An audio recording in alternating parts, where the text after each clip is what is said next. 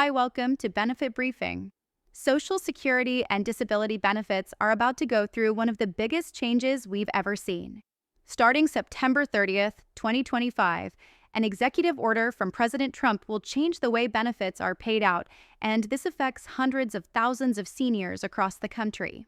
If you're currently receiving Social Security or disability, you only have until that date to make a choice, or else your checks could be delayed or even stopped. I'll walk you through exactly what you need to do to avoid that. But don't worry, it's not all bad news.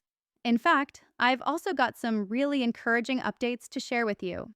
There's new legislation in Congress that could permanently raise Social Security's cost of living adjustment so that it never drops below a set minimum. And there's even more good news on the horizon about Social Security's long-term future.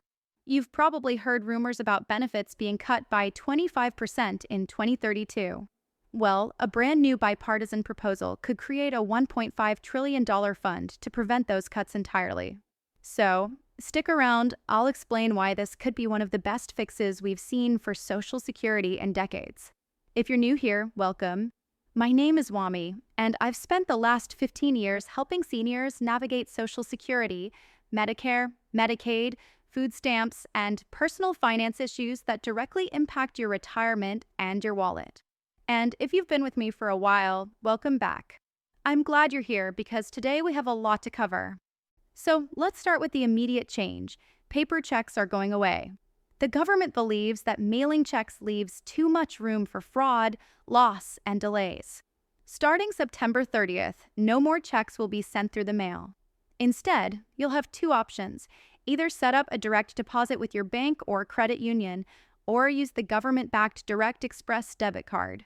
Both are secure, faster, and more reliable than waiting on the post office.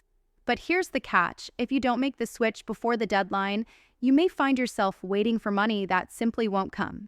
If you know a senior who still relies on paper checks, share this with them now so they're not caught off guard. Now, beyond that urgent change, let's talk about something positive: cost of living adjustments, or COLA. In recent years, seniors have been frustrated because COLA increases haven't kept up with real inflation. Some years, there's been no increase at all. But there's a new bill in Congress, the Guaranteed 3% COLA Act, that would set a floor. That means your Social Security increase would never fall below 3% no matter what, and in times of higher inflation, it could go even higher.